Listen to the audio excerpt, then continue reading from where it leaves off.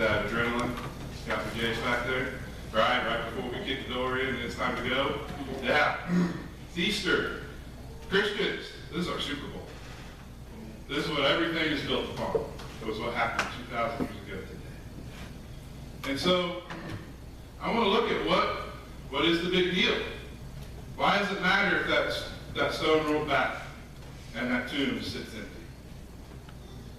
You see, that's what we're going to deal with today. And so if you pray with me before we get going, I appreciate it. Father, I just love you, Lord. I thank you for this time, Lord. I thank you for your word, Father. And as we get in and as we really dig in and look at what it is that Jesus did on the cross and that weekend and walking out of that tomb, Father God, that we may see you in a new light, that we may see you and leave here with a deeper relationship than we walked in with, Father God. I just love you and I praise you, and I just pray you get me out of the way, and it's only you and your words. In Jesus' name I pray this. Amen. So, why celebrate Easter? I mean, we could say the candy, you've got chocolate and peanut butter, you put them together, I don't care what shape it is, a bunny, an egg, a little round thing, I'm in. That's good stuff. But that can't be it.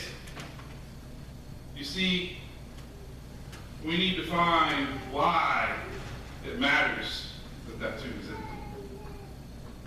And the reason that I say that is everything depends upon that empty tomb. But before we can look at the empty tomb, we've got to understand why the tomb is full. And so to do that, we're going to start at the cross. You see, Jesus took willingly, intentionally to the cross. He wasn't placed there. We sang a song this morning about 10,000 angels. He could have ended it all at the snap of a finger, had a thought, but he didn't. He chose to be there. You see, when he took to the cross, he made the biggest I love you statement to all of mankind. Those that have already come, those that were there, and all of us as the future. And so that's where we're going to start. So if you join me in 2 Corinthians chapter 5, we're going to look at verse 21 real quick.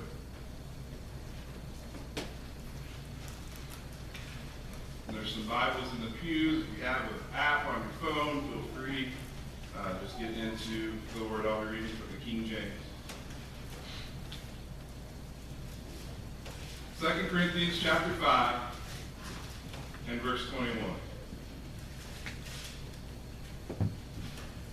And it says there, for he hath made him to be sin for us who knew no sin, that we might be made the righteousness of God in him. You've got to understand, listen, Jesus Christ, the Son of God, he didn't just look at our sin. He didn't just forgive our sin. He became sin, who was perfect. He willingly did that. God sent him there. You see it as Gary mentioned in our communion devotion.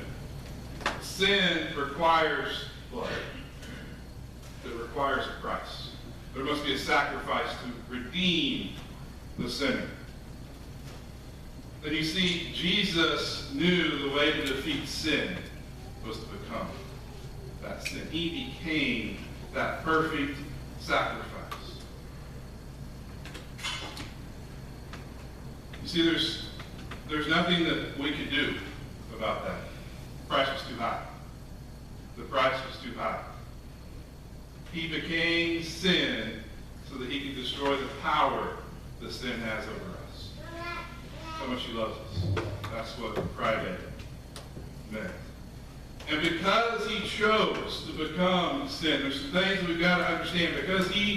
Because of the cross, sin and Satan are now powerless. I want you to get that, church, because we live in a society that we feel evil has power. Stop. The only power that Satan has is the power you give him.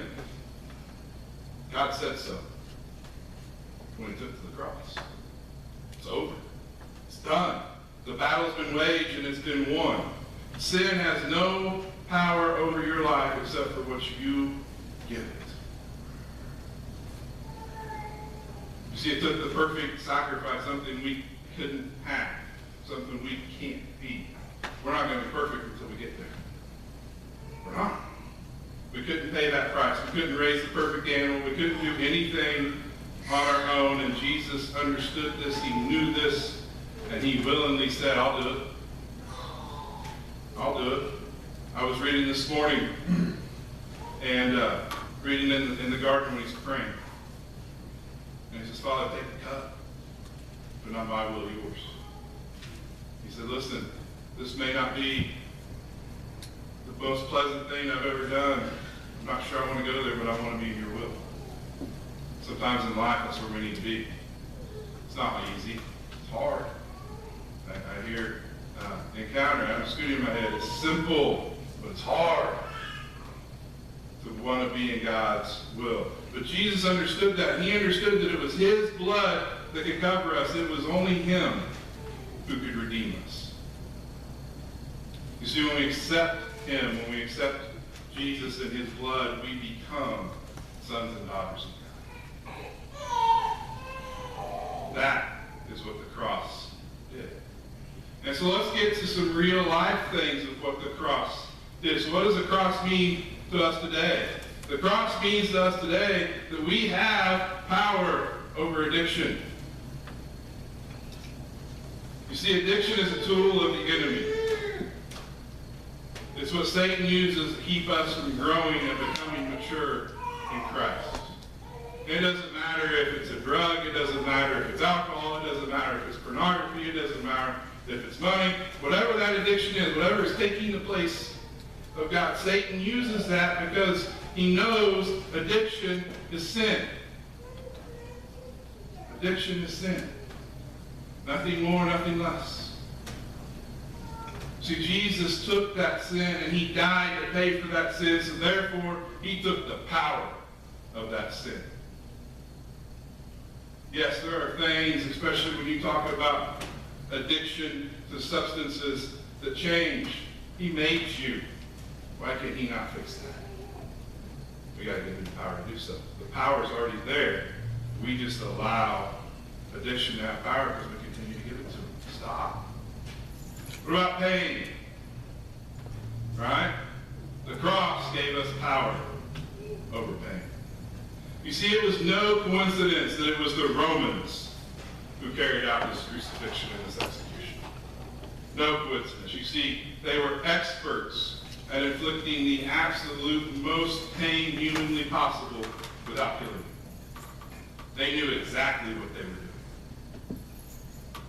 You see, this human, Jesus was fully human and he was fully God. The human pain that Jesus endured, we'll never understand. We can see pictures, we can see movies, we're never going to understand that pain. Thank God. I don't want to have to feel that pain. You see, us, humans, we would have died very, very early in that process. I don't know that I'd make it past the whipping. And then if I got to the crown of thorns, I'm probably not making it past that. I've been hitting the head a lot. My head's hard. But it's just not going to work. You see, Jesus willingly took that pain. Why? Because he knew we would have pain. So he could come up and he could say, you know what? I've been there. I understand what that physical pain feels like. Whether that's an injury, whether that's a disease, whatever that is, he felt it. He felt more than we could ever have.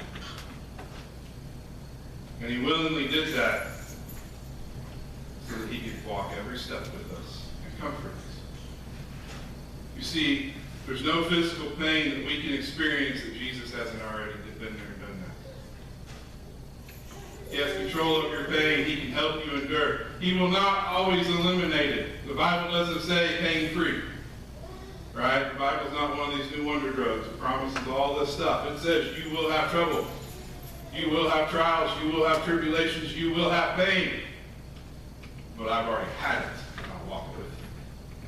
You see, he promises that he will endure it again to be there with you. What about emotional pain? If you're like me, the physical pain, I can kind of deal with that. I can compartmentalize that. I know what to do when it comes to physical pain. What about emotional pain?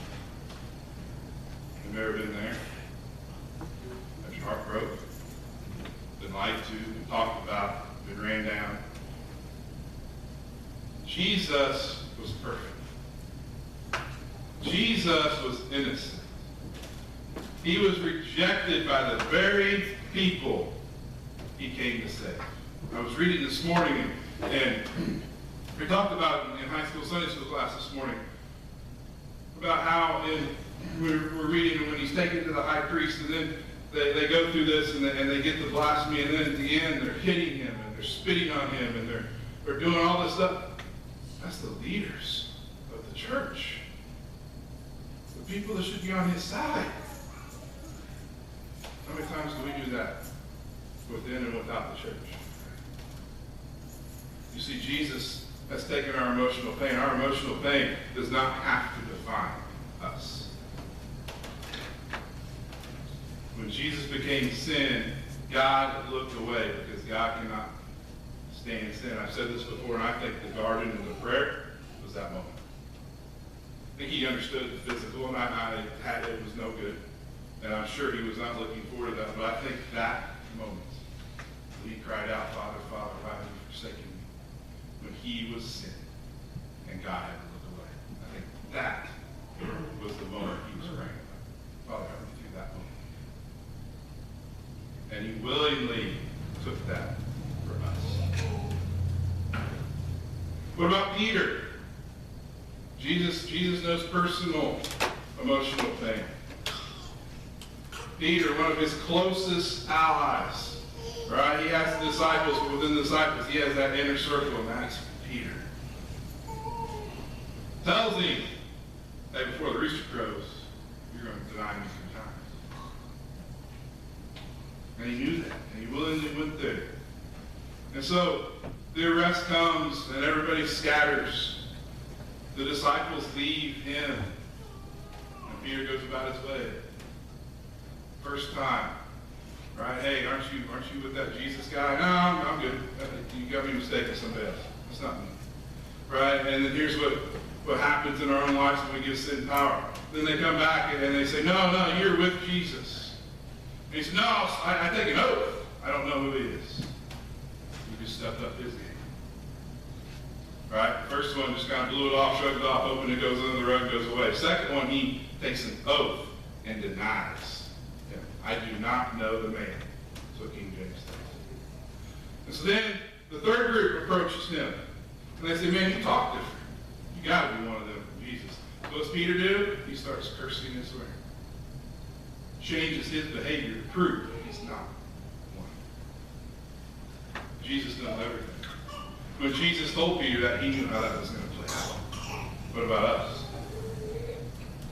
I'm Peter. I'm Peter. I've been Peter. I'll be Peter again, unfortunately. It's who we are. And Jesus understands that pain. You see, and he took that on purpose. He intentionally chose that pain so that he could intentionally help us with that pain. You see, pain was defeated on the cross as well. What about sin? Again, sin is powerless in the life of a Christian because Jesus already paid the price for the sin. Now, that doesn't mean we're playing Monopoly and we got to get out of jail free card. Right? I can go sin and do everything I want because Jesus already paid for it. No, that's not what that means. You see, we don't get to do whatever we want, wherever we want, with whoever we want. That's not why Jesus died on the cross. He died so that we wouldn't have to face the judgment and punishment for our sin. We're still going to face the consequences for our sin. Those are 2 different things. Sin comes with consequences. If I treat my bride improperly, if I am unfaithful to my bride, there will be consequences for that. Jesus says he will take the judgment and the punishment. He won't take the consequences. You see, he died so that we could live above our sin. Praise God. He died so we could live above our sin. He paid the price that we could never pay. So sin was defeated at the cross. Now, if you have looked at any kind of world history at all, you will see that there's always stuff in there. They have different things, but there's always some sort of a deity or God or multiple. Because they don't know how to deal with that, because God is God, He's here. Right? We were created with a God-shaped hole in our hearts, and they got to try to fill that. The other thing that they will always deal with is death. Because it's scary. And they can't explain it. And you can't go ask somebody who's already died what happens. It's final. So that leads us to the next part of our conversation. What's the big deal with the empty tombs? If you join me in Matthew chapter 28.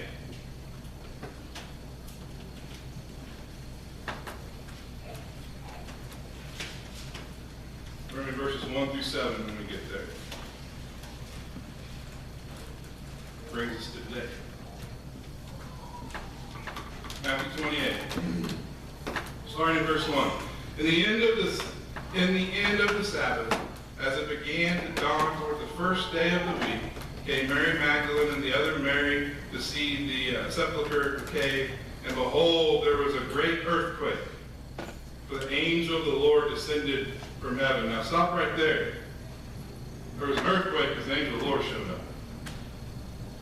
He tells us the rocks will worship if we don't. They know. The world knows. There was a great earthquake. The angel of the Lord descended from heaven, and he came and rolled back the stone from the door, and he sat on it. His countenance was like lightning, his raiment, his clothing white as snow, and for fear of him, the keepers did shake and become as dead men. Fell down.